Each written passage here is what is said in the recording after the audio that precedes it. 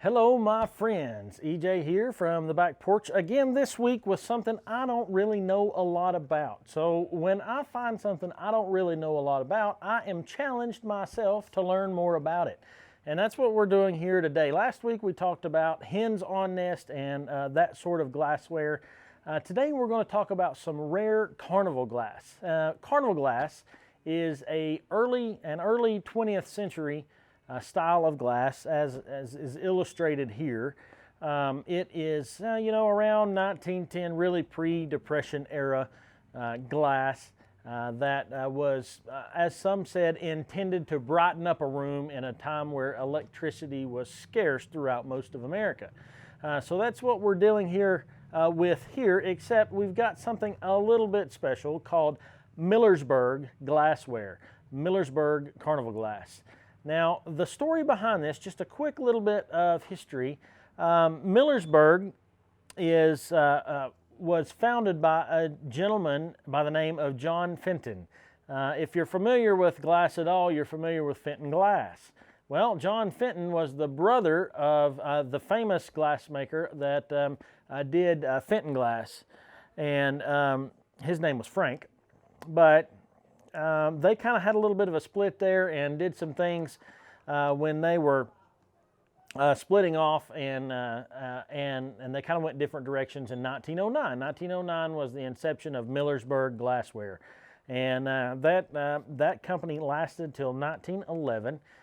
In which he had some financial hardships that he could not overcome. So that makes Millersburg glassware extremely rare for some degree, and it has a big collectorship. As a matter of fact, the most expensive piece of carnival glass to ever sell was a piece of Millersburg, and it was a vase.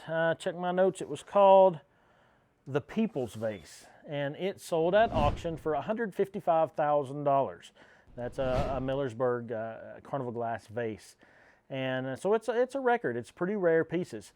One thing also that makes Millersburg a little more rare is that sometimes in the pattern making, which by the way, carnival glass, the act of making carnival glass is it was molten glass, and it was either pressed with design or it was pressed and then sprayed with a sand-like substance that gave it a color. Which another side note, Millersburg is famous for its radiant color, and those are the colors that have made it famous. But Millersburg is also famous for putting patterns on both sides of the piece. If you'll look at this particular piece, it is in the amethyst. You've got a pattern on that side, and then you've got a pattern on this side. So it's pretty famous for that, and I want to make sure we don't break anything there, so I'm going to just set that down so that we don't take any. Here's another example of that, a ribbons pattern on the front, because you see the ribbons, and then it has some diamond cut in the back, cut glass. It's pretty nice. This particular pattern is pretty rare.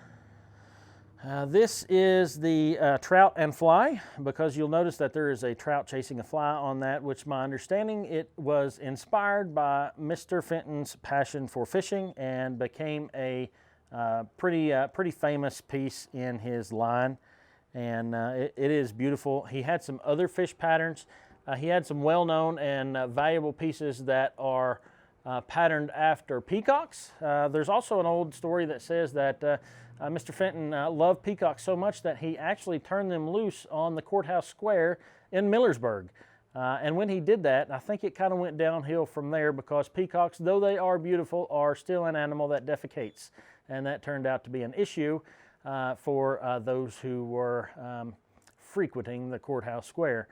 But Millersburg pottery, 1909 to 1911, the brother of Frank Fenton, John Fenton, pretty valuable pieces, pretty well sought after. Some of the pieces that you see here, this is a $500–600 piece.